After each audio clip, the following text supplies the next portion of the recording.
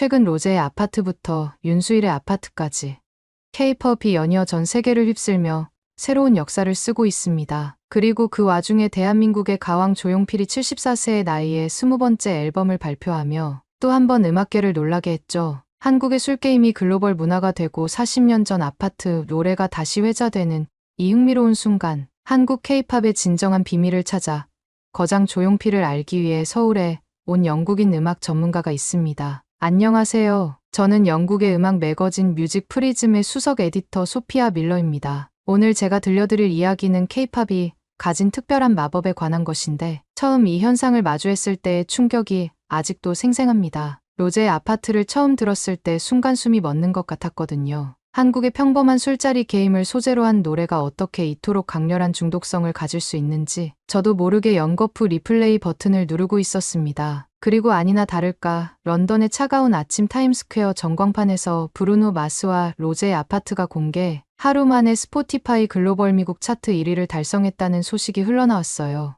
영국 최고 음악 매거진 에디터로서 수많은 히트곡을 봐왔지만 이렇게 빠른 속도로 차트를 점령한 경우는 처음 목격하는 일이었습니다. 그런데 더욱 놀라운 건 그 이유였어요. SNS에서는 10만 개가 넘는 인스타 릴스와 12만 개의 트위터 영상이 쏟아져 나왔는데 전 세계 젊은이들이 한국의 술자리 게임을 따라하는 모습이 담겨 있었죠. 심지어 브루노 마스가 태극기를 들고 건배를 외치는 장면은 순식간에 밈이 되어버렸다니까요. 이 현상을 취재하기 위해 BBC 스튜디오에서 아침 뉴스 인터뷰를 진행하던 중 음악 프로듀서 제임스가 제게 뜻밖의 이야기를 들려주었답니다. 1980년대 한국 가수 윤수일도 아파트라는 노래를 내고 지금까지도 사람들이 따라 부르고 있다 하더라고요. 윤수일 아파트에 대해 제임스가 들려준 이야기는 놀라움의 연속이었어요. 당시 잠실대교를 건너며 영감을 받았다는 이 노래는 한강변, 갈대밭이 아파트 단지로 변모해 가던 그 시절의 서울을 고스란히 담아냈다고 합니다. 가사 속 별빛이 흐르는 다리를 건너 바람 부는 갈대숲을 지나 아무도 없는 쓸쓸한 아파트라는 구절에는 더 깊은 의미가 숨어 있었죠. 제임스는 그 시절 서민들의 내 집 마련의 꿈이 이 노래에 담겨 있다고 설명했습니다. 더욱 놀라웠던 건 이 노래의 모티브가 된 실화였어요. 한 군인이 고된 훈련을 마치고 휴가를 받아 설렘 가득한 마음으로 여자친구의 아파트를 찾아갔다고 해요. 한강변 드문드문 서 있는 아파트들을 지나며 그가 상상했던 건 따뜻한 재회였겠죠. 하지만 초인종 소리만 공허하게 울렸고 이웃에게서 그녀의 가족이 이미 이민을 떠났다는 소식을 들었다네요. 그 차가운 겨울날 텅 빈 아파트 앞에 홀로 서 있던 군인의 뒷모습이 노래가 되었다는 거예요. 흥미로운 건 이 두 곡의 연결고리였습니다. 로제의 아파트에 달린 수많은 댓글들을 보면서 44년의 시간을 뛰어넘는 공감이 느껴졌어요. 미국의 한 대학생은 언젠가 맨해튼의 아파트에 살 수 있길 바란다는 희망 섞인 글을 남겼고, 프랑스의 한 직장인은 파리의 비싼 집값 때문에 교외에서 살고 있다며 이 노래가 마음에 와닿는다고 했죠. 심지어 영국의 젊은이들은 한국의 술게임을 따라하며 자신들의 주거 고민을 이야기하더군요. 깊이 생각할수록 경이로웠습니다. 1981년 한국의 서민들이 꿈꾸던 아파트는 2024년 전 세계 청년들의 로망이 되어 있었으니까요. 제임스는 이것이야말로 K-팝이 가진 특별한 마력이라고 했어요. 한국의 아파트는 단순한 거주 공간이 아니었습니다. 그것은 꿈이었고 희망이었으며 때로는 진한 그리움이었죠. 그리고 그 정서가 이제는 시대와 국경을 넘어 전 세계 청년들의 마음을 어루만지고 있었던 거예요. 그러던 중 제임스가 흥미로운 제안을 건넸어요. 도쿄에 있는 그의 친구 야마구치를 만나보는 게 어떻겠냐는 제안이었는데 더 놀라운 이야기를 들을 수 있을 거라고 했죠. 노트북을 열어 메모를 시작하면서 문득 이 취재가 단순한 히트곡 분석을 넘어설 거란 예감이 들었답니다. K-팝의 비밀 그리고 제임스가 마지막으로 언급한 조용필이라는 이름. 이렇게 제 여정은 시작되었고 도쿄로 향하게 되었습니다. 도쿄의 밤하늘에는 비가 내리고 있었어요. 록본기 일제의 높은 빌딩들 사이로 형형색색의 네온사인이 빗물에 번져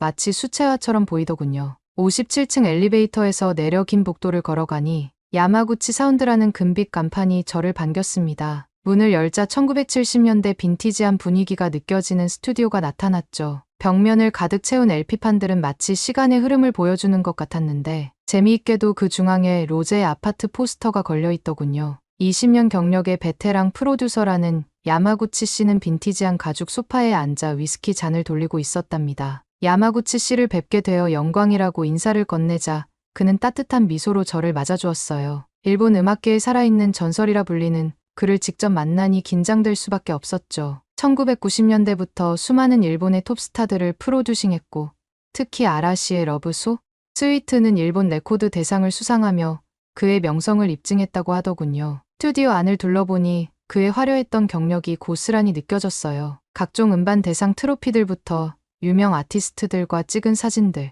그리고 플래티넘 인증 음반들이 벽면을 장식하고 있었거든요. 그 중앙에 걸린 로제의 아파트 포스터가 유독 눈에 띄었답니다. 야마구치 씨는 최근 이 포스터를 매일 보고 있다고 했어요. 한국의 젊은이들이 즐기는 술자리 게임 하나가 이렇게 세계적인 문화가 된 것이 신기하지 않냐며 말문을 열었죠. 그의 말에 담긴 뉘앙스가 심상치 않아 보였어요. 야마구치 씨는 로제의 아파트가 글로벌 차트 1위를 차지했다는 소식을 들은 뒤로 완전히 다른 사람이 된 것만 같았습니다. 수십 년간 일본 음악계를 이끌어온 베테랑 프로듀서의 자부심은 온데간데 없고 마치 첫사랑에게 배신당한 여고생처럼 모든 걸 포기한 듯한 공허한 눈빛을 하고 있더군요. 저는 그를 조금이나마 위로하기 위해 조심스레 야마구치 씨의 음악도 충분히 세계적이었다고 생각한다고 말을 꺼냈어요. 하지만 그의 입가에 번진 쓴웃음에는 이미 체념한 사람의 허망함이 가득했습니다. 마치 오랫동안 품어온 환상이 한순간에 깨져버린 것처럼 그의 어깨는 무겁게 처져 있었죠. 그는 자신도 한때 그런 꿈을 꾸었다면서 위스키 잔을 돌리며 먼 산을 바라보는 듯한 눈빛으로 말을 이어갔습니다. 브루노 마스와 함께 작업하면서 그들도 곧 세계 시장에서 통할 수 있을 거라 생각했다고 하더군요. 저는 그의 말을 듣고 잠시 생각에 빠졌습니다. 브루노 마스와 일본이 협업 그리고 야마구치의 쓸쓸한 표정에 저는 그가 말하는 노래가 2020년 아라시와 브루노 마스의 협업곡 Whenever You Call이라는 것을 단번에 알 수 있었죠. 사실 제가 음악 에디터로서 시장 동향을 파악하다가 우연히 알게 된 프로젝트였는데 사실상 협업이라 부르기도 민망할 정도의 수준이긴 했어요. 실제 결과도 차마 입 밖에 꺼내기도 민망할 정도로 처참한 실패작이었거든요. 저는 야마구치 씨를 더 이상 실망시키고 싶지 않아 최대한 자세히 그의 이야기를 듣고 싶다는 듯한 제스처를 취했어요. 그러자 야마구치 씨는 18년산 야마자키 위스키를 한 잔 더 따르며 깊은 한숨을 내쉬었습니다. 오래된 LP판들 사이에서 아라시의 앨범 하나를 꺼내들더니 2020년으로 거슬러 올라가는 이야기를 조용히 시작했어요. 당시 일본 최고의 아이돌 그룹 아라시와 세계적인 팝스타 브루노 마스의 프로젝트는 일본 음악계의 모든 기대를 한 몸에 받고 있었다고 해요.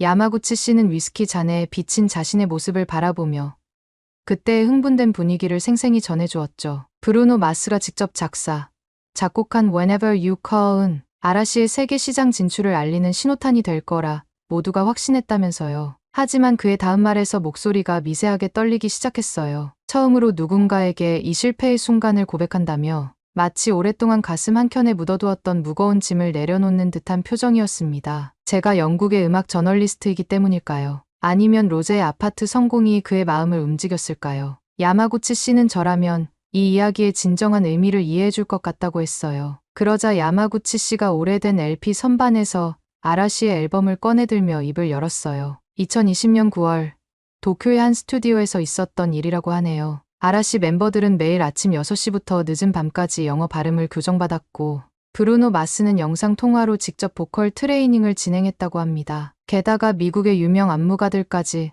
참여해 3개월 동안 완벽한 준비를 했다고 하더군요. 야마구치 씨는 위스키를 한 모금 삼키며 말을 이었어요. Whenever You Call은 당시 일본 음악계의 모든 기술력과 자존심을 건 프로젝트였답니다. 야마구치 씨의 손가락이 위스키 잔 끝을 천천히 문지르며 그리던 원이 멈췄어요. 그가 들려주는 이야기 속에는 씁쓸함과 후회 그리고 묘한 부러움이 뒤섞여 있었죠. 수십억을 들여 브루노 마스를 섭외하고 3개월간 하루 12시간씩 영어 발음을 교정하고 미국 시장 분석까지 했던 그들의 필사적인 노력이 고스란히 전해져 왔습니다. 영어로 부르기만 하면 돼. 브루노 마스라는 이름이면 충분해. 우리는 이미 세계 제2의 음악 시장이야. 과거의 자만심을 떠올리며 그의 눈빛이 흔들렸어요. 4년이라는 시간이 지났지만 그날의 실패가 아직도 가슴 한켠에 무거운 상처로 남아있는 게 느껴졌습니다. 그러던 차에 로제의 아파트가 터졌다는 소식은 마치 청천벽력과도 같았다고 해요. 파리의 입생로랑 인플루언서 파티에서 친구들과 하던 평범한 술게임이 어떻게 이런 세계적인 신드롬이 될 수 있는지 도저히 믿을 수 없다고 했죠. 자신들은 수십억 투자하고 3개월간 하루 12시간씩 발음 교정에 미국 시장 분석의 현지화 전략까지 완벽을 추구했지만 로제는 그냥 자신들이 즐기던 술게임을 B급 방송으로 담아냈을 뿐인데 어떻게 하루 만에 전 세계 1위를 할 수 있냐는 이야기였습니다. 심지어 첫날부터 미국, 영국, 터키, 멕시코, 이란 등 거의 모든 나라에서 유튜브 인기 급상등 동영상 1등을 차지했다는 것은 뭔가 한국 사람들만이 가지고 있는 강력한 문화 코드가 있다는 생각이 들었다고 해요. 야마구치 씨는 그들은 어떻게 이렇게 자연스럽게 마치 마법처럼 전 세계 사람들을 사로잡는 콘텐츠를 만들어내고 우리는 왜 안 되는 걸까? 그 비밀을 풀지 못해 밤잠을 설쳤다고 합니다. 그때였습니다. 야마구치 씨는 다시 한번 얼굴을 감싸며 자괴감에 빠진 표정을 지었어요. 로제가 전 세계 1등을 하는 와중에 일본 매체들이 서둘러 사와이, 리쿠의 2013년 곡과 로제의 아파트를 비교하며 표절 시비를 제기했다는 거예요. 로제의 아파트는 한국에서 청춘을 보낸 5천만 명의 사람이라면 모두가 아는 아파트 술게임에서 착안한 노래예요. 그런데 이게 어떻게 일본 노래를 베낄 수가 있나요? 일본 노래가 한국의 술게임을 베꼈겠지. 그의 한탄은 위스키와 함께 더 심해져서 보는 제가 음악인으로서 더 부끄럽고 한심했어요. 일본에서 하지 못한 것을 한국에서 단 하루 만에 해내는 것을 보고 부러워서 흠집이라도 내보려는 몸부림이었다는 거죠. 스튜디오의 어둑한 조명 아래 야마구치 씨의 쓸쓸한 고백을 들으며 저는 묘한 깨달음을 얻었어요. 누군가는 완벽한 세계화를 위해 모든 것을 계산하고 통제하지만 또 다른 누군가는 자신의 진솔한 일상을 공유하는 것만으로도 전 세계인의 마음을 사로잡을 수 있다는 것. 도대체 한국 음악이 가진 이 특별한 마력은 어디서 오는 걸까? 정말 궁금해졌을 때였어요. 그 순간 야마구치 씨의 눈빛이 갑자기 반짝였습니다. 마치 오래된 비밀을 털어놓으려는 듯한 그 표정이 아직도 선명합니다. 그때 야마구치 씨가 천천히 자리에서 일어나 오래된 앨범장 쪽으로 걸어갔어요. 그들은 케이팝의 전 세계적 유행과 전 세계 사람들이 한순간에 빠져드는 한국 음악의 매력을 이미 40년 전에 목격했었다며 저에게 그 비밀의 단초를 알려주겠다고 말했어요. 그러면서 그가 앨범장 쪽에서 집어든 것은 1983년 조용필의 NHK홀 공연 포스터였습니다. 빛바랜 포스터가 천천히 스튜디오의 조명 아래 모습을 드러냈어요. 1983년 5월 22일 NHK홀이라는 글자가 선명했고 그 아래 젊은 조용필의 모습이 마치 시간을 뛰어넘어 우리를 응시하고 있었죠. 야마구치 씨의 손끝이 미세하게 떨리는 것을 보며 이 포스터가 단순한 종이 한 장 이상의 의미를 가지고 있음을 직감할 수 있었답니다. 제가 이 포스터를 40년간 간직하고 계셨던 거예요 라고 조심스레 물었더니 야마구치 씨의 눈가에 잔잔한 파문이 일었어요. 그날가 23이었던 신입 프로듀서의 기억이 마치 어제 일처럼 생생하다며 그의 목소리가 젊은 시절로 돌아간 듯 활기를 띠었습니다. 당시 NHK 임원실에서 있었던 회의 장면을 들려주더군요. 한국 가수가 NHK에서 공연한다고라면서 어깨 중역들의 비웃음 섞인 목소리가 아직도 귓가에 맴돈다고 해요. 그들은 한국하면 트로트밖에 모르는 후진국 취급을 했고 우리와는 차원이 다른 음악을 하는 나라라며 오만한 말들을 쏟아냈다네요. 야마구치 씨는 잠시 말을 멈추고 다시 위스키를 한 모금 삼켰어요. 부끄러운 고백이라며 당시 자신도 그런 선배들의 말에 은근히 동조했다고 하더군요. 일본은 이미 세계 제2의 음악 시장이었고 비틀즈도 인정한 실력이었으니까요. 그의 목소리에서 젊은 시절의 아집과 그것을 반성하는 현재의 겸손함이 묘하게 뒤섞여 있었습니다. 포스터 한 장에 담긴 이런 복잡한 감정들을 마주하니 저도 모르게 가슴 한켠이 먹먹해졌어요. 시대와 국경을 넘어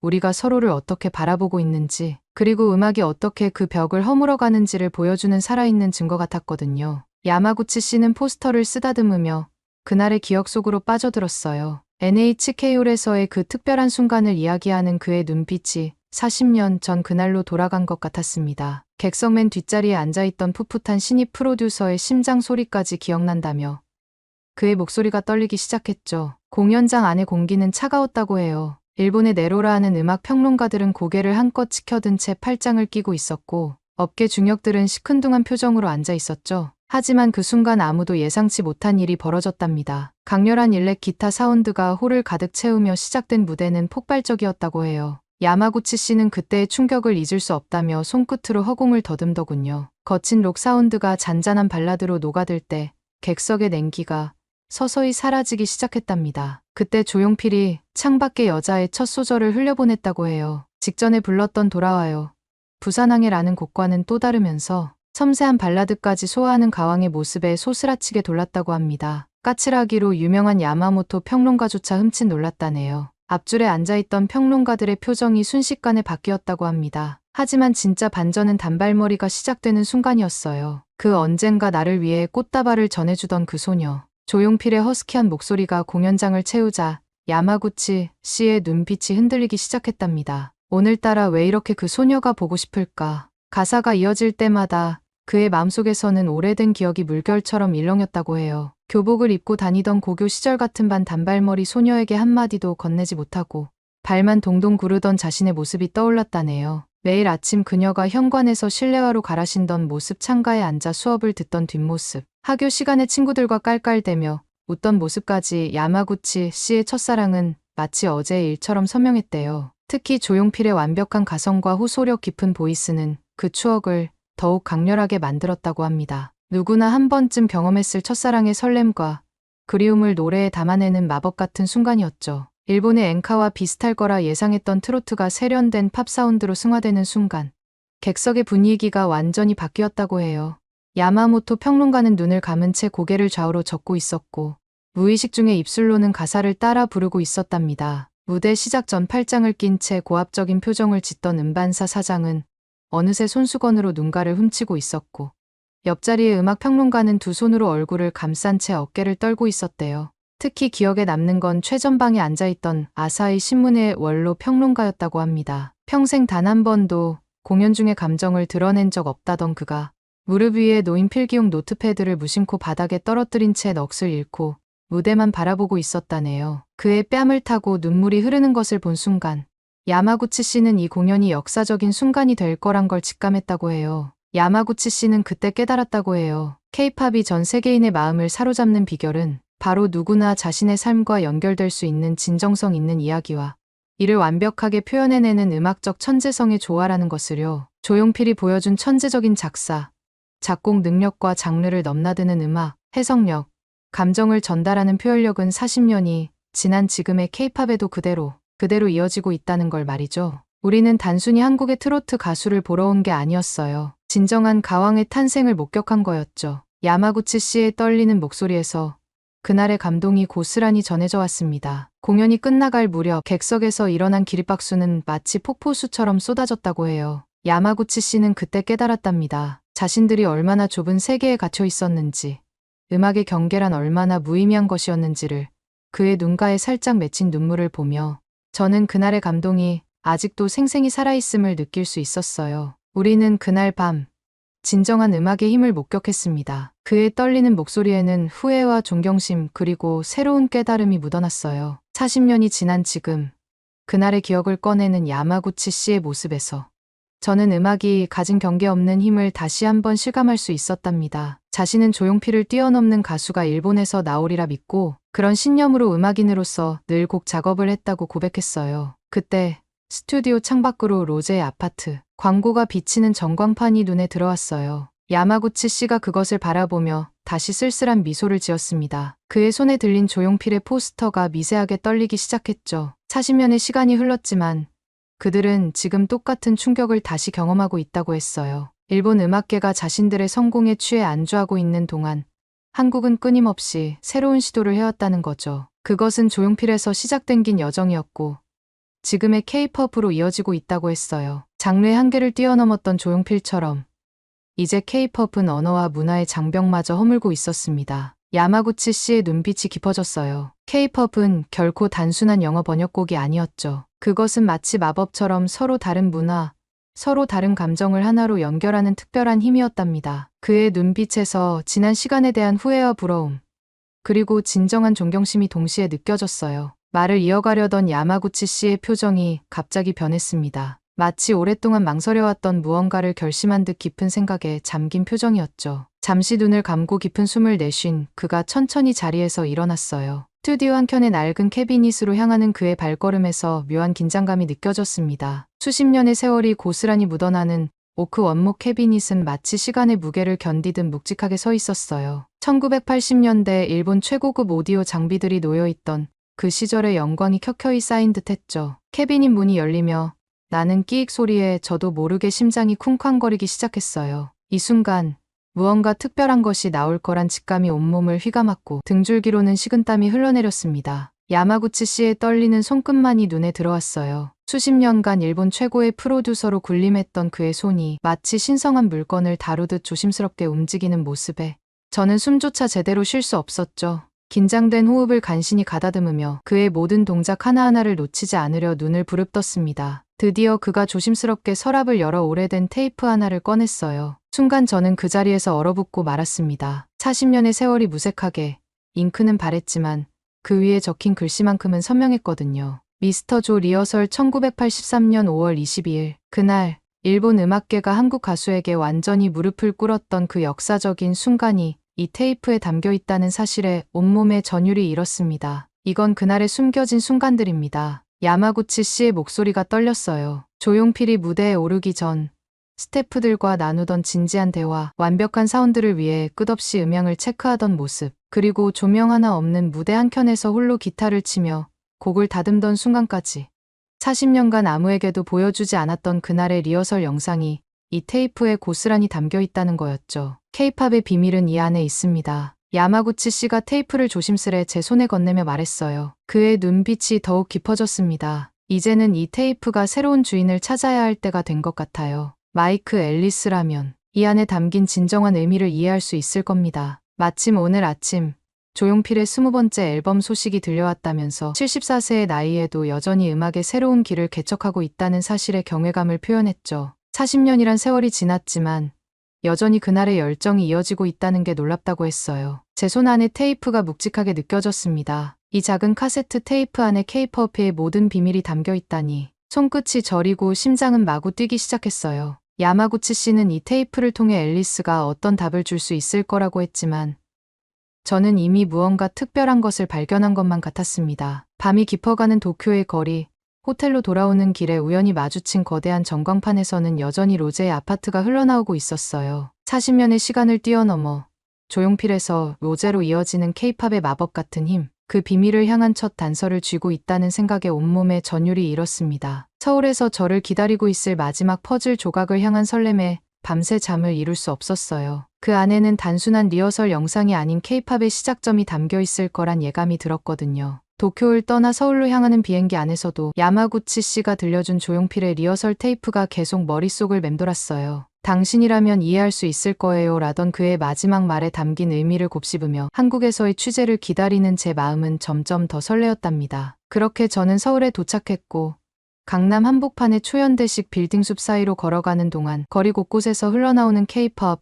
음악들이 묘한 활기를 전해주었죠. 그리고 마침내 도착한 레코딩 스튜디오에서 마이크 앨리스가 반갑게 맞아주었습니다. 무거운 스튜디오 문이 열리는 순간 제 발걸음이 저절로 멈춰섰어요. 런던의 에비 로드, 뉴욕의 스튜디오 54 등 세계적인 레코딩 스튜디오를 수없이 취재해왔지만 이곳은 완전히 달랐답니다. 마치 과거와 현재가 공존하는 타임캡슐 같았어요. 한쪽 벽면에는 SSL 최신형 콘솔과 프로툴스 HDX 시스템 같은 첨단 장비들이 즐비했는데 그 사이사이에 1960년대 노이만 U47 마이크와 빈티지 컴프레서들이 마치 오래된 보물처럼 자리 잡고 있었죠. 특히 중앙에 놓인 RCA77DX 리본 마이크는 마치 시간의 증인처럼 위험 있게 서 있었어요. 하지만 정말 압도적이었던 건 벽면이었어요. 1980년대부터 이어진 골드와 플래티넘 음반들이 마치 은하수처럼 끝없이 펼쳐져 있었는데 각각의 앨범에는 그 시대의 이야기가 고스란히 담겨 있는 듯했습니다. 제 손이 저도 모르게 떨리기 시작했어요. 이건 단순한 음반 컬렉션이 아닌 살아있는 한국 대중음악의 역사였으니까요. 떨리는 목소리로 조용필이 한국에서 어떤 의미인지 물었어요. 마이크 앨리스의 눈빛이 깊어지더니 마치 오래된 비밀을 털어놓듯 천천히 입을 열었습니다. 엘비스 프레슬리가 미국의 킹이라면 조용필은 한국의 가왕이라고 했어요. 하지만 그건 시작에 불과하다며 앨리스가 음반들 사이를 거닐며 하나하나 정성스레 짚어갔죠. 그의 손길에서 경외감이 느껴졌어요. 한국 가수 최초로 누적 앨범 판매량 1000만 장을 돌파했다는 말에 이어 이는 비틀즈가 영국에서 달성한 기록과 맞먹는 수치라고 했습니다. 더구나 한국의 인구가 영국의 3분의 1이었던 걸 감안하면 더욱 놀라운 기록이라고 했죠. 그의 말에 전율이 일었어요. 야마구치 씨가 들려준 테이프 속 목소리가 다시 귓가에 울리는 것 같았습니다. 그가 말했던 그 특별함이 조금씩 모습을 드러내기 시작한 거예요. 심장이 빠르게 뛰기 시작했고 저도 모르게 손바닥에 땀이 배어났죠. 일본에서의 활동이 궁금해 물어보는 제 목소리에는 기대감과 설렘이 가득 묻어났습니다. 저의 표정을 보고 앨리스의 눈빛이 더욱 깊어졌어요. 1983년 NHK홀 공연 이야기를 꺼내며 그의 목소리에는 특별한 감동이 실렸습니다. 당시 일본은 세계 제2위 음반 시장을 자랑하며 자국 음악에 대한 자부심이 하늘을 찔렀다고 해요. 그런 일본에서 조용필은 파격적인 선택을 했답니다. 어떤 타협도 없이 일본어 한마디 섞지 않은 순수한 한국어 곡들로만 무대를 채웠다는 거죠. 앨리스가 옆 벽면에 흑백 사진을 가리켰을 때 저는 숨을 멈출 수밖에 없었어요. 수천 명의 일본 관객들이 일제히 자리에서 일어나 기립박수를 보내는 순간이 영원히 멈춘 듯한 한 장의 사진. 그 순간의 전율이 40년의 시간을 뛰어넘어 고스란히 전해져 왔습니다. 그런데 충격은 이게 끝이 아니었습니다. 더욱 놀라운 건 미국 카네기홀 공연이었어요. 앨리스의 목소리가 경외감으로 떨렸습니다. 프랭크 시나트라도 40대가 되어서야 처음 선 그 전설적인 무대에 아시아의 한 가수가 영어 앨범 하나 없이 입성했다는 사실은 믿기 힘든 일이었죠. 게다가 현지 평론가들의 극찬까지 받았다고 하니 제 머릿속이 아찔해졌어요. 비틀즈급의 음반 판매량, 일본 음악계를 뒤흔든 NA 기적, 그리고 카네기홀이라는 불가능한 도전까지. 이 모든 것이 정말 한 사람의 기록이란 말인가요? 제 목소리가 감격으로 떨렸습니다. 그때 앨리스가 부드러운 미소를 지으며 저를 작업실 안쪽으로 안내했어요. 그의 표정에서 이건 시작에 불과하다는 듯한 자신감이 느껴졌습니다. 작업실 안으로 들어서는 순간 마치 음악의 신전에 발을 들인 듯한 느낌이 들었어요. 최첨단 디지털 장비들이 즐비한 공간 한가운데 1969년 미팔군 무대에서 사용했다는 빈티지 마이크가 마치 성물처럼 자리 잡고 있었죠. 시간의 흐름을 고스란히 담은 듯한 그 마이크를 바라보며 55년이란 세월이 얼마나 긴 여정이었을지 새삼 실감했답니다. 한쪽 벽면에 펼쳐진 타임라인은 그야말로 압권이었어요. 1969년 미팔군 무대부터 2024년 20집까지 조용필의 음악 인생이 마치 한 편의 서사시처럼 펼쳐져 있었죠. 각각의 순간들이 한국 대중음악사의 이정표가 되었다는 걸 생각하니 가슴이 벅차올랐습니다. 앨리스의 목소리에서 특별한 감회가 느껴졌어요. 그가 처음 조용필을 만난 순간을 회상하기 시작했는데 그의 눈빛에서 존경심이 묻어났죠. 마이클 잭슨, 프린스와 작업하며 느꼈던 놀라움과는 전혀 다른 차원이었다고 해요. 74세의 나이에도 하루 12시간씩 보컬 트레이닝을 하고 장르의 경계를 자유롭게 넘나드는 모습은 그의 말대로 20대 신인보다도 더 열정적이었답니다. 제 마음속에서는 점점 더 큰 궁금증이 피어올랐어요. 어떻게 이토록 오랜 시간 동안 한 아티스트가 한 나라의 음악을 대표할 수 있는지 그 비밀이 너무나 알고 싶었죠. 앨리스는 말없이 컴퓨터 스크린을 켰어요. 화면에 나타난 부산 사직구장의 장면은 제 예상을 완전히 뛰어넘는 것이었답니다. 돌아와요 부산항해가 울려 퍼지자 수만 명의 관중이 마치 하나의 거대한 합창단이 된 듯했어요. 10대부터 70대까지 모든 세대가 한 목소리로 부르는 그 모습에 제 등줄기로 전율이 흘렀습니다. 하지만 이건 시작에 불과했어요. 화면이 전환되며 꽃피는 동백섬이 야구장 응원가로 울려 퍼졌고 수만 명의 관중이 하나 되어 응원하는 모습은 마치 축제와도 같았죠. 이어진 장면에서는 휴가철 캠핑장에서 온 가족이 여행을 떠나요를 함께 부르고 있었는데 할아버지부터 손주까지 모두가 미소 짓고 있는 모습에 저도 모르게 눈시울이 부러졌어요.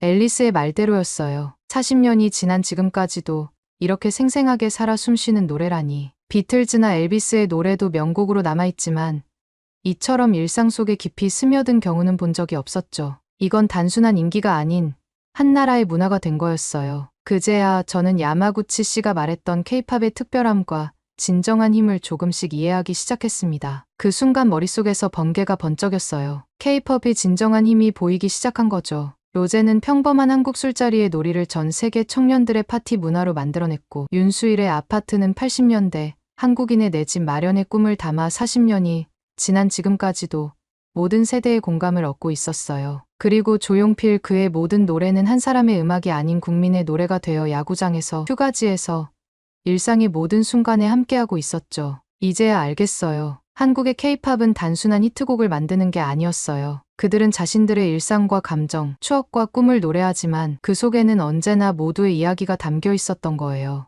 일본이 자국 문화에 갇혀 있을 때, 미국이 개인의 이야기만을 할 때, 한국은 개인의 경험을 전 세계가 공감할 수 있는 보편적 정서로 승화시키고 있었던 겁니다. 앨리스는 의미심장한 미소를 지으며 내일의 약속을 잡았어요. 현역 케이팝 프로듀서들과의 만남을 통해 조용필의 DNA가 어떻게 진화하고 있는지 확인할 수 있을 거라고 했죠. 스튜디오를 나서는 제 발걸음이 유난히 가벼웠어요. 귓가에는 그래도 대의 후렴구가 계속해서 맴돌았고 손끝은 설레며 떨렸죠. 서둘러 노트를 꺼내 적었습니다. 한국 음악의 비밀, 우리의 이야기가 모두의 이야기가 되는 순간, 내일의 만남이 이 마법 같은 비밀의 마지막 퍼즐을 완성해 줄 것 같았어요. 오늘 사연은 여기까지입니다. 어떻게 들으셨나요? 로제의 아파트가 단순한 술게임을 전 세계 젊은이들의 축제로 만들어내고, 윤수일의 아파트가 40년의 시간을 뛰어넘어 모두의 꿈과 그리움이 되었으며, 74세의 가왕 조용필이 여전히 우리의 마음을 어루만지고 있습니다. 한국의 K-팝은 이렇게 우리의 일상적인 이야기를 전 세계인의 공감으로 만들어내는 특별한 마법을 가지고 있었네요. 오늘 사연이 재미있으셨다면 구독 버튼 한 번만 눌러주세요. 저는 더 좋은 사연으로 찾아뵐게요. 감동도서관이었습니다. 감사합니다. 한국 덕분에 미국 영웅 됐어요. 시카고 어두운 곳에서 은행털이 하던 제가 이렇게 미국 영웅이 된 건 다 저를 믿어주시고 도와주신 김 선생님 부부 때문입니다. 안녕하세요. 저는 미국 시카고에 사는 줄리아라고 합니다. 제 이야기는 시카고의 어두운 뒷골목에서 시작되었죠. 어린 시절 저에게 가정이란 단어는 그저 동화책 속에나 존재하는 환상처럼 느껴졌어요. 우리 집에는 따뜻함도 안정감도 없었거든요. 아버지는 매일 밤술에 취해 비틀거리며 돌아오셨고 말씀하실 때마다 술 냄새가 진동했어요. 어머니는 마치 껍데기만 남은 사람처럼 하루 종일 창밖만 바라보셨어요. 가끔 저를 보실 때면 그 눈에 슬픔이 가득했죠. 어머니의 우울증은 마치 짙은 안개처럼 우리 집을 감싸고 있었어요. 그 안개 속에서 저는 혼자 밥을 차려 먹고 혼자 숙제를 하고 혼자 잠들어야 했습니다. 부모님의 관심과 사랑을 갈구하면서도 그것이 무엇인지 제대로 알지 못한 채 자랐던 거예요. 결국 저는 집 밖으로 발걸음을 옮기게 되었어요. 처음에는 그저 부모님의 싸움 소리를 피해 잠시 나왔던 것이 점점 더 길어졌죠. 거리는 제게 새로운 세상을 보여주었어요. 어둡고 차가웠지만 동시에 자유로웠거든요. 그러던 어느 날 저는 골목길 모퉁이에서 저와 비슷한 눈빛을 가진 아이들을 만났어요. 그들의 옷은 저처럼 낡고 허름했고 얼굴엔 배고픔과 외로움이 묻어났죠. 우리는 서로 의지하며 살아갔습니다. 그렇지만 생존을 위해 우리가 의지한 방법은 옳지 않았습니다. 극도의 배고픔은 우리의 양심을 갉아먹었어요. 처음엔 작은 가게에서 빵 한 조각을 훔치는 것으로 시작했죠. 그러다 점점 대담해져 편의점 강도까지 저질렀어요. 한 번은 저희 중 한 명이 체포될 뻔한 적도 있었는데 그때 우리는 처음으로 폭력을 썼어요. 그 순간 저는 무언가가 돌이킬 수 없이 변해버렸다는 걸 느꼈죠. 하지만 우리에겐 선택의 여지가 없어 보였어요. 배고픔에 시달리는 고통 그리고 그 고통을 잊기 위해 저지르는 범죄들이 이제는 우리의 일상이 되어버렸죠. 매일 밤 죄책감에 시달렸지만 다음날 아침이면 또다시 굶주림과 싸워야 했어요. 그러던 어느 날 우리 갱단의 리더가 큰 계획을 가지고 왔어요. 시내 중심가에서 조금 떨어진 곳에 은행을 털자는 거였죠. 처음 들었을 때 저는 겁에 질렸어요. 하지만 리더는 이번 한 번이면 우리 모두 새 삶을 시작할 수 있다고 말했어요. 더 이상 자질구레하게 매일 소매치기 하고 편의점 터는 것도 그만둘 수 있다는 말에 저는 난생 처음 희망이란 걸 봤어요. 그 계획에서 제 역할은 금고를 여는 것이었어요. 어릴 때부터 손재주가 좋아 자물쇠 따거나 문을 여는 것을 잘했거든요. 준비 과정에서 저는 이상한 흥분을 느꼈어요. 마치 영화 속 주인공이 된 것 같았죠. 위험하다는 걸 알면서도 그저 스릴 넘치는 모험이라고 자신을 속였어요. 강도날 우리는 모두 긴장했지만 동시에 흥분했어요. 가면을 쓰고 은행에 들어갔을 때 저는 심장이 터질 것 같았어요. 경보음이 울리고 사람들의 비명이 들렸지만 저는 오직 금고에만 집중했죠. 떨리는 손으로 금고를 열 때 저는 이게 우리의 마지막 범죄가 될 거라고 믿었어요. 하지만 현실은 제 예상과 너무나 달랐습니다. 경찰에 체포되어 소년원에 수감되었고 제 얼굴이 지역 뉴스에 보도되는 수모를 겪었죠. 그제야 저는 제가 얼마나 위험한 길을 걸어왔는지 깨달았습니다. 소년원에서의 시간은 고통스러웠지만 동시에 저를 변화시키는 계기가 되었어요. 처음으로 제 삶을 되돌아보게 되었고 이대로는 안 된다는 것을 깨달았죠. 출소 후 저는 새로운 삶을 살기로 결심했어요. 하지만 현실은 제 의지와는 너무나 달랐죠. 전과자라는 낙인은 마치 제 이마에 새겨진 보이지 않는 글자 같았어요. 처음엔 희망에 차서 이력서를 들고 여기저기 돌아다녔어요. 패스트푸드점, 편의점, 주유소 가리지 않고 지원했죠. 하지만 면접관들의 표정이 굳어지는 걸 볼 때마다 제 마음도 함께 무너져 내렸어요. 한 번은 작은 마트에서 거의 합격할 뻔했어요. 주인 아저씨가 제게 호의적이었거든요. 그런데 신원조회 과정에서 제 전과가 발각됐죠. 주인 아저씨의 표정이 실망과 두려움으로 바뀌는 걸 보며 저는 또 한 번 좌절을 맛봤어요. 아저씨의 얼굴에서 여자 도둑한테 어떻게 편의점 카운터를 맡기겠니라는 표정을 읽을 수 있었죠. 어릴 적 한 번의 실수가 평생을 따라다니는 이 세상이 정말 미웠습니다. 그럴 때마다 저는 밤마다 내가 정말 달라질 수 있을까? 라는 의문과 싸웠어요. 세상은 제게 두 번째 기회를 주지 않는 것 같았거든요. 그럴 때마다 다시 범죄의 유혹도 찾아왔어요. 하지만 매번 소년원에서의 기억이 저를 붙잡았어요. 다시는 그곳으로 돌아가고 싶지 않았거든요. 그래서 저는 계속해서 문을 두드렸어요. 10번째, 100번째 문을 두드릴 때쯤 저는 거의 포기할 뻔했어요. 그때 우연히 발견한 곳이 한국인이 운영하는 김 선생님의 식당이었죠. 그곳에서 저는 처음으로 진정한 이해와 용서를 경험했어요. 그날의 기억이 아직도 선명해요. 비가 추적추적 내리는 쌀쌀한 가을날이었죠. 여러 곳에서 거절당한 끝에 마지막으로 들어간 김 선생님의 한 식당은 문을 열자 따뜻한 된장찌개 냄새가 코를 찔렀죠. 김 선생님이 주방에서 나오시다 저와 눈이 마주쳤습니다. 처음엔 저를 의심스러운 눈초리로 보셨죠. 저는 이러다 또 쫓겨나겠다 생각이 머릿속을 스쳐 지나갔습니다. 그러다 나중에 제 신분을 들키고 쫓겨날 바에야 처음부터 모든 것을 말하자는 생각이 들었어요. 멀뚱멀뚱 서서 저를 바라보는 김 선생님의 얼굴에 대고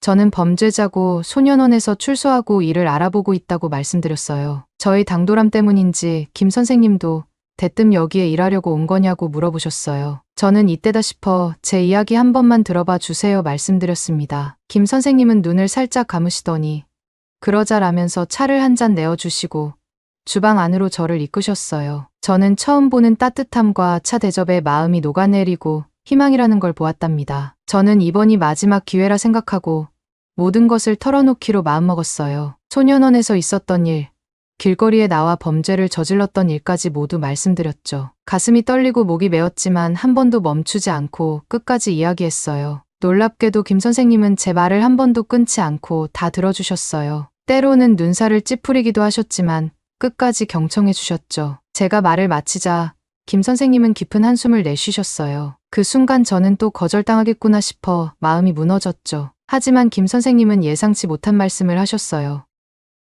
그 순간 저는 얼떨떨했어요. 제 과거를 모두 들으시고도 저를 받아주시다니 믿기지 않았죠. 김 선생님은 제 놀란 표정을 보시고는 따뜻하게 웃으시며 말씀하셨어요. 과거는 중요하지 않고 지금부터 어떻게 살아갈지가 더 중요하다고요. 그 말씀을 듣는 순간 제 눈에서 눈물이 흘렀어요. 처음으로 누군가가 저를 있는 그대로 받아들여준 것 같았거든요. 그날부터 저는 김 선생님의 식당에서 일하기 시작했어요. 처음엔 설거지와 청소를 주로 했지만 김 선생님은 점차 제게 요리도 가르쳐 주셨어요. 어느 날 김 선생님께서 김치찌개를 만드는 법을 알려주시다가 문득 제 손을 보시더니 놀라신 듯 말씀하셨어요. 제 손이 정말 곱고 예쁘다고 하시면서 이런 손으로 어떻게 자물쇠를 열고 험한 친구들과 어울렸는지 믿기지 않는다고 하셨죠. 그 말씀에 저는 가슴 한구석이 따뜻해지는 걸 느꼈어요. 김 선생님 부부는 저에게 단순한 고용주 이상이었어요. 그들은 제가 한 번도 경험해보지 못한 가족의 온기를 느끼게 해주었죠. 일하는 틈틈이 김 선생님은 저에게 한국어를 가르쳐 주셨고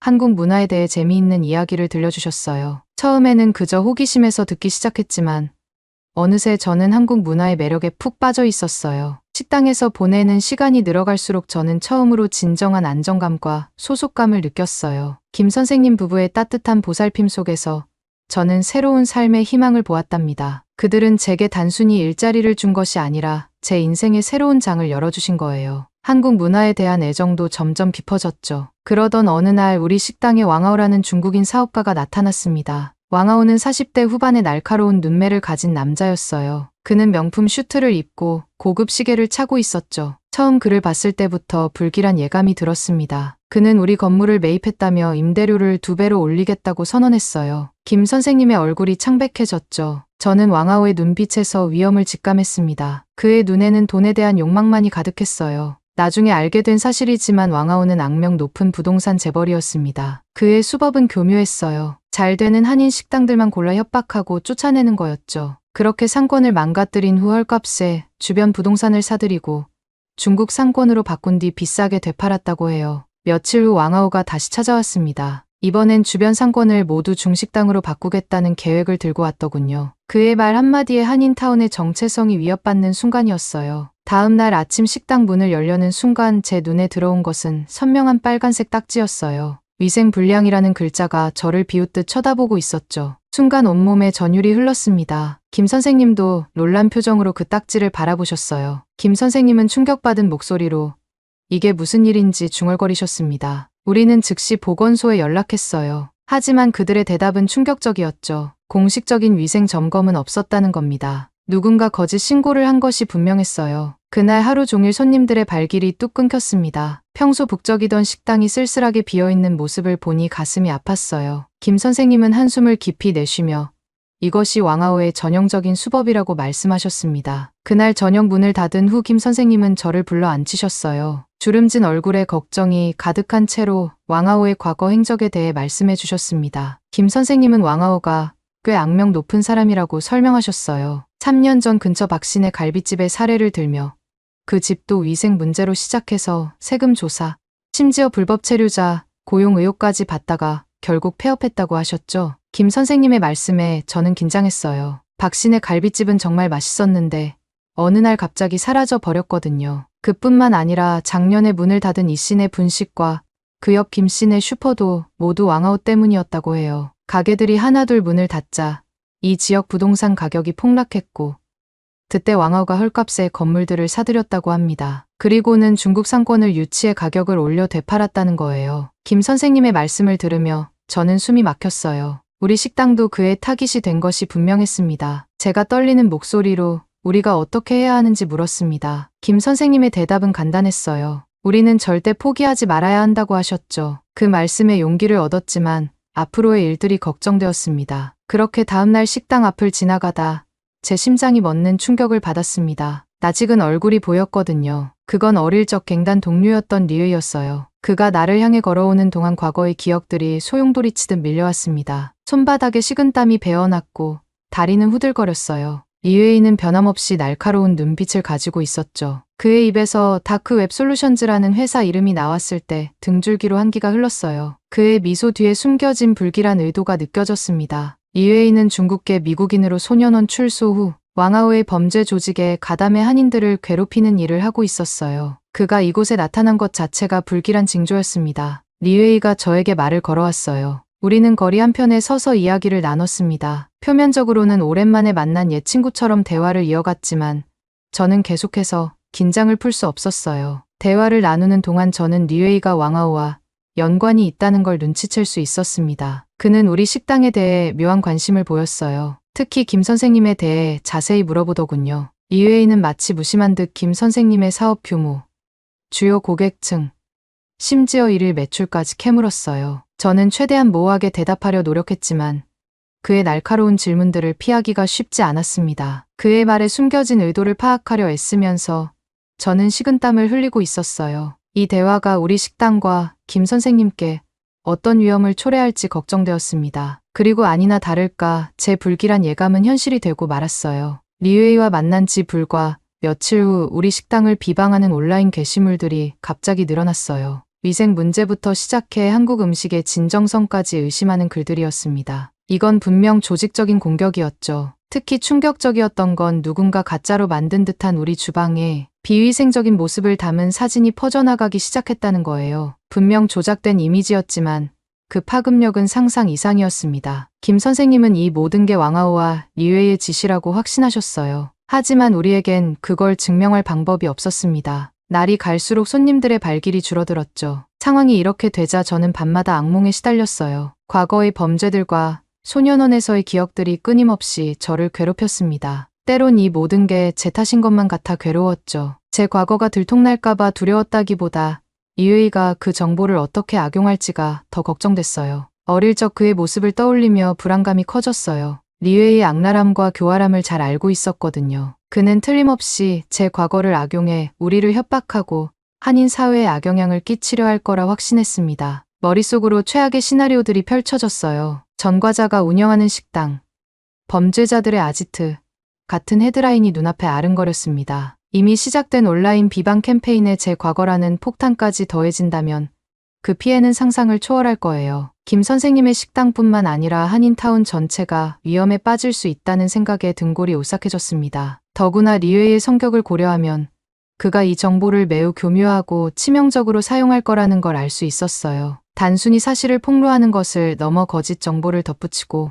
상황을 과장해 최대한의 피해를 입히려 할 게 분명했죠. 이 모든 생각들이 제 머릿속을 빙빙 돌았어요. 김 선생님과 식당 그리고 저를 믿고 지지해 주신 모든 분들께 피해가 갈까봐 너무나 두려웠습니다. 제 과거 때문에 이 모든 분들이 고통받게 될지도 모른다는 생각에 가슴이 무거워졌어요. 집으로 돌아오는 길 머릿속이 터질 듯이 복잡했어요. 김 선생님께 모든 걸 털어놓아야 할지 아니면 혼자 해결해야 할지 고민되었습니다. 결국 저를 믿어주시는 김 선생님께 모든 걸 말씀드리기로 했어요. 떨리는 마음으로 사무실로 들어갔을 때 김 선생님의 표정이 묘했습니다. 김 선생님은 이미 무언가를 알고 계신 듯 했습니다. 김 선생님은 제가 하고 싶은 말이 있다는 걸 눈치채셨어요. 그분의 따뜻한 목소리에 저는 눈물이 났습니다. 제 과거와 리웨이의 협박에 대해 모두 털어놓았어요. 놀랍게도 김 선생님은 이미 어느 정도 짐작하고 계셨다고 해요. 제가 언젠가 말해주길 기다리고 있었다고 하셨죠. 그 말씀에 가슴이 뭉클했습니다. 김 선생님은 제 손을 꼭 잡으시며 말씀하셨어요. 과거는 중요하지 않고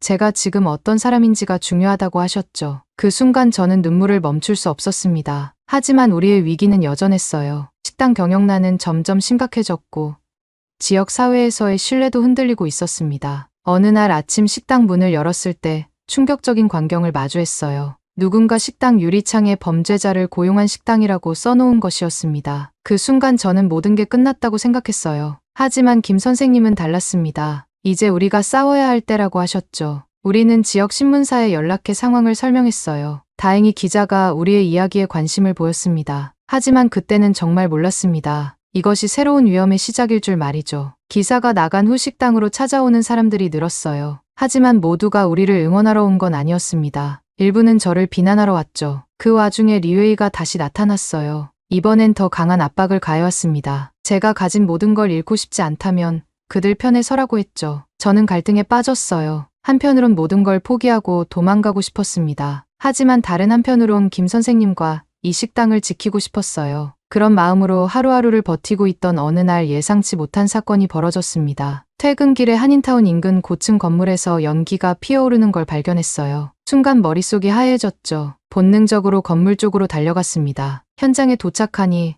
아직 소방차가 오지 않은 상태였어요. 사람들이 건물 밖으로 뛰쳐나오고 있었지만 일부는 여전히 안에 갇혀 있다는 소리가 들렸죠. 출입문이 잠겨 있어 빠져나오지 못하고 있다는 겁니다. 망설일 시간이 없었어요. 과거의 기술이 떠올랐고 즉시 행동으로 옮겼습니다. 떨리는 손으로 문을 열기 시작했어요. 놀랍게도 오랜 시간이 지났음에도 제 손은 여전히 그 기술을 기억하고 있었죠. 문이 열리자 안에 갇혀있던 사람들이 뛰쳐나왔어요. 그들의 안도의 표정을 보며 가슴이 뭉클해졌습니다. 소방차가 도착했을 때는 이미 모든 사람들이 대피한 후였어요. 다행히 인명피해는 전혀 없었죠. 이 사건은 순식간에 뉴스가 되었어요. CNN에서는 이 미스터리한 미국 여성 영웅의 정체를 찾으려 혈안이 되었죠. 하지만 저는 조용히 그 자리를 피했습니다. 며칠 후 한인타운에 소문이 퍼지기 시작했어요. 처음엔 작은 속삭임으로 시작됐죠. 그 영웅이 혹시 김 선생 식당에서 일하는 그 여자아이가 아니냐는 말들이 조금씩 퍼져나갔습니다. 식당에 오는 손님들의 눈빛이 달라지기 시작했어요. 어떤 이들은 호기심 어린 눈으로 저를 바라봤고 또 어떤 이들은 의심스러운 눈초리를 보냈죠. 가끔은 제가 지나갈 때 대화를 멈추는 손님들도 있었습니다. 소문은 점점 구체화되었어요. 제가 전과자라는 소문, 어떻게 전과자가 그런 일을 할 수 있는지에 대한 의문, 혹시 다른 의도가 있는 건 아닌지 의심하는 말들이 한인타운 곳곳에서 들려왔습니다. SNS에서도 제 이야기가 화제가 되기 시작했어요. 누군가 제 과거 사진을 찾아내 올리기도 했죠. 댓글들은 양극단으로 갈렸습니다. 과거의 실수를 만회하려는 용기 있는 행동이라는 긍정적인 반응부터 한번, 범죄자는 영원한 범죄자라는 냉소적인 반응까지 다양했어요. 심지어 식당 앞에서 시위를 하는 사람들도 있었어요. 전과자 고용 반대, 우리 아이들을 위험에 빠뜨리지 말라는 내용의 팻말을 들고 말이죠. 이런 팻말을 든 사람들을 마주할 때마다 제 마음은 무너져 내렸어요. 이런 상황 속에서 저는 매일 아침 식당에 나오는 게 두렵기도 했습니다. 오늘은 어떤 시선들이 날 기다리고 있을까 하는 생각에 가슴이 쿵쾅거렸죠. 하지만 식당 문을 열고 들어설 때마다 김 선생님의 따뜻한 미소가 저를 맞아주셨어요. 줄리아,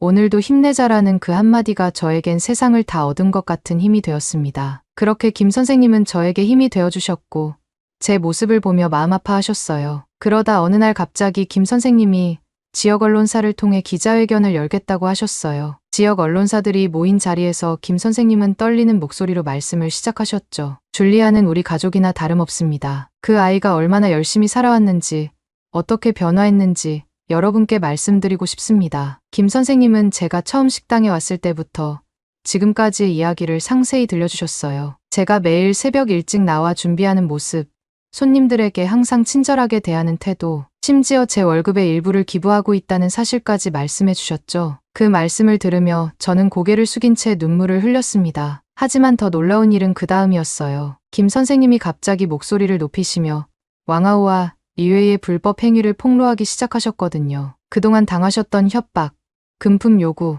심지어 물리적 폭력까지 모든 것을 털어놓으셨습니다. 기자들은 놀란 표정으로 연신펜을 놀렸어요. 그 자리에서 저는 참았던 눈물을 터뜨리고 말았습니다. 김 선생님의 용기 있는 모습에 감동받았고 동시에 그분들이 저 때문에 김 선생님의 용기 있는 모습에 감동받았고 동시에 그분들이 저 때문에 그런 고통을 겪으셨다는 사실에 죄책감이 몰려왔거든요. 하지만 화재 사건 이후로 김 선생님의 표정이 어두워지신 걸 느꼈어요. 가끔 주방에서 일하시다 멍하니 창밖을 바라보시곤 했죠. 한 번은 깊은 한숨을 내쉬시는 모습을 보았어요. 평소의 활기찬 모습과는 달랐죠. 용기를 내어 여쭤봤을 때 김 선생님은 잠시 망설이시더니 옛 기억 때문에 괴롭다고 하셨어요. 줄리아, 나중에 자세히 이야기해 줄게. 지금은 아직 준비가 안 됐구나. 그 말씀에 더 궁금증이 생겼지만 억지로 묻지 않기로 했습니다. 그러던 어느 날 제 이야기가 지역 뉴스를 넘어 전국적인 관심사로 떠올랐어요. CNN에서 저희 식당으로 취재진이 찾아온 거죠. 과거의 범죄자,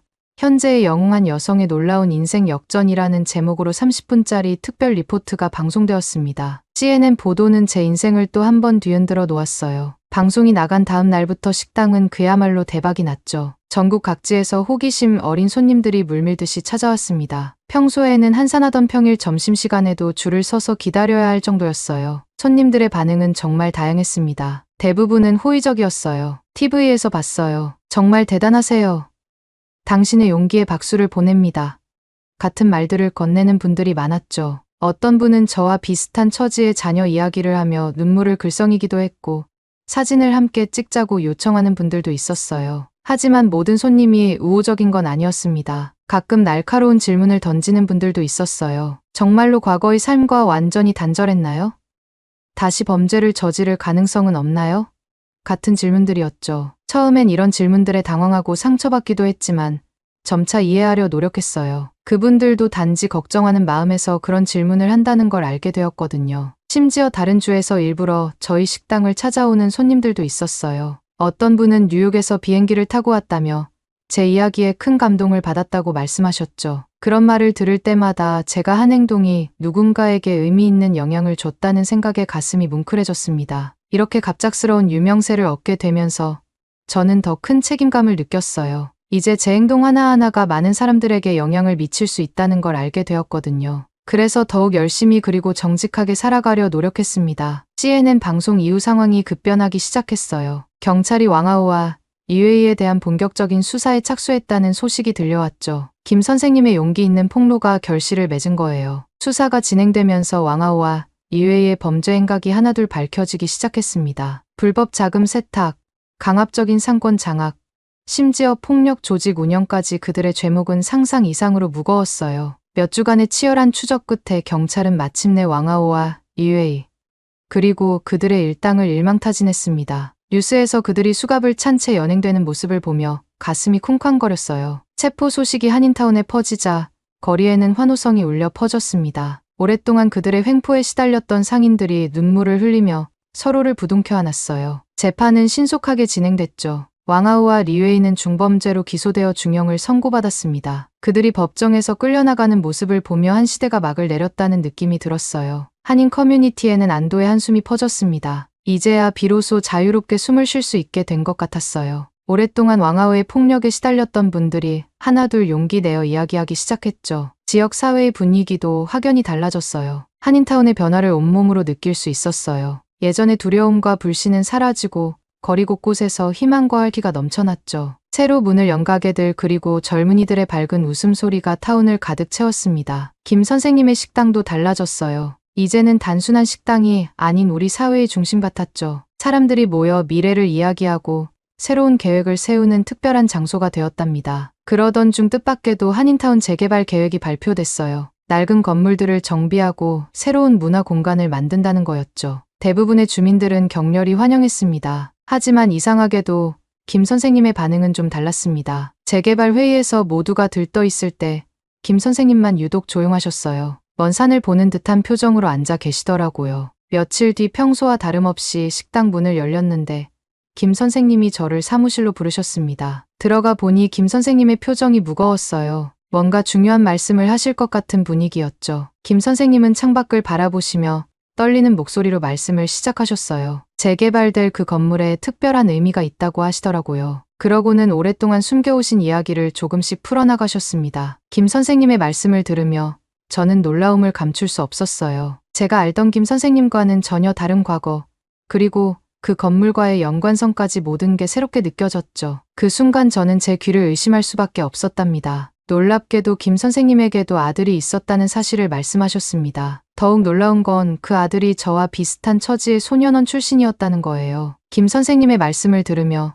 저는 그저 입을 다물 수밖에 없었죠. 김 선생님의 아들 민수는 어려서부터 말썽꾸러기였대요. 사소한 절도로 시작해 점점 더 심각한 비행에 빠져들었고 결국 소년원에 가게 되었다고 합니다. 그 말씀을 하시는 김 선생님의 눈에는 후회와 슬픔이 가득했어요. 하지만 이야기는 거기서 끝나지 않았습니다. 소년원에서 나온 후 민수는 정말 열심히 살았대요. 아르바이트를 하며 검정고시를 준비했고 대학 진학의 꿈도 키웠다고 해요. 그런 아들을 보며 김 선생님 부부는 새로운 희망을 품으셨겠죠. 그런데 어느 날 끔찍한 사고가 일어났다고 해요. 민수가 일하던 건물에서 화재가 발생했고 그 불길 속에서 다른 사람을 구하려다 목숨을 잃었대요. 그 말씀을 하시는 김 선생님의 눈에서 눈물이 흘러내렸습니다. 김 선생님의 이야기가 계속될수록 제 마음도 더욱 무거워졌어요. 저도 모르게 함께 눈시울이 붉어졌어요. 그분의 과거에 제가 전혀 상상하지 못했던 아픔이 있었구나를 깨닫고 정말 마음이 파았어요. 그런데 더 가슴 아픈 건 그날 아침 있었던 일이었습니다. 김 선생님과 민수가 크게 다퉜다는 거예요. 사소한 일로 시작된 말다툼이 걷잡을 수 없이 커져버렸고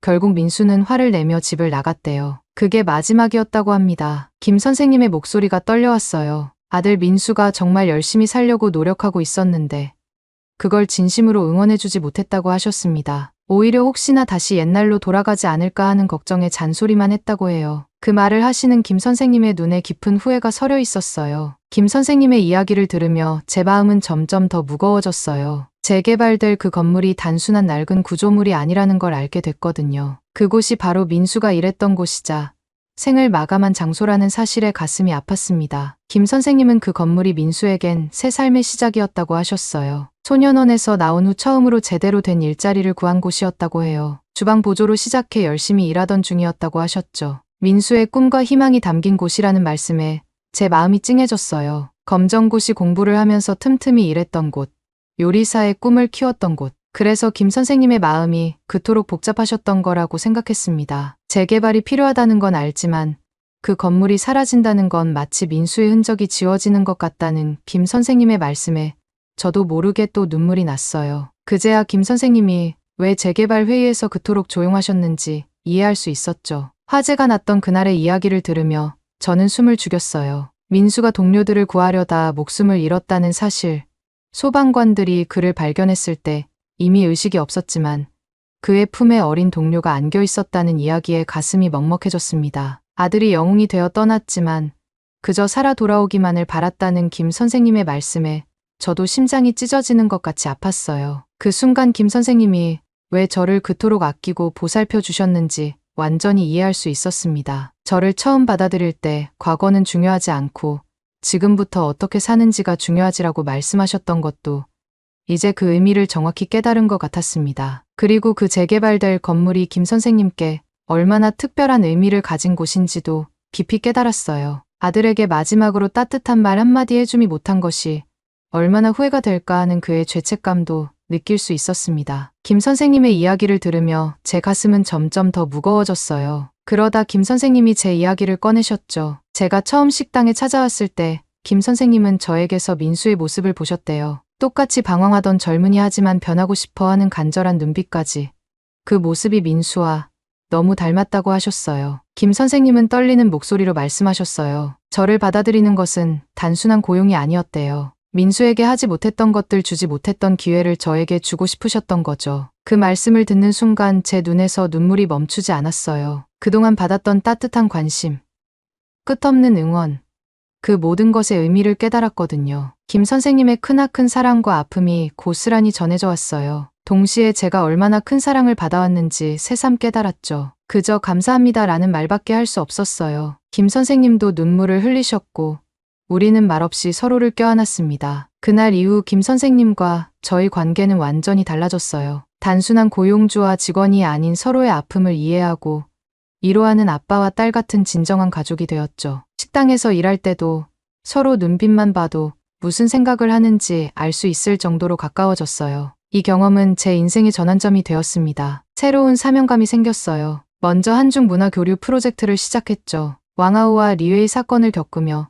서로 다른 문화권의 사람들이 얼마나 큰 오해와 갈등을 겪는지 깨달았거든요. 이 프로젝트를 통해 서로 다른 배경을 가진 사람들이 이해와 존중으로 하나 될 수 있다는 걸 보여주고 싶었어요. 동시에 김 선생님, 아들 민수의 꿈을 이어받아 위기 청소년 지원 프로그램도 만들었어요. 제가 겪었던 것과 같은 어려움을 겪는 아이들에게 희망과 기회를 주고 싶었거든요. 이 프로그램을 통해 많은 청소년들이 새로운 삶의 가능성을 발견하는 모습을 볼 때마다 가슴이 뭉클해져요. 이제 저는 매일 아침 감사한 마음으로 하루를 시작합니다. 거울 속 제 모습을 볼 때마다 김 선생님의 사랑이 떠올라요. 제 인생이 이렇게 아름답게 변할 수 있었던 건 모두 김 선생님 덕분이니까요. 식당에 출근할 때마다 제가 받은 사랑을 다른 이들에게 나눠주겠다고 다짐해요. 저를 은행털이범에서 새롭게 태어나게 해준 김 선생님과 대한민국 정말 감사합니다. 오늘 사연은 여기까지입니다. 어떻게 들으셨나요?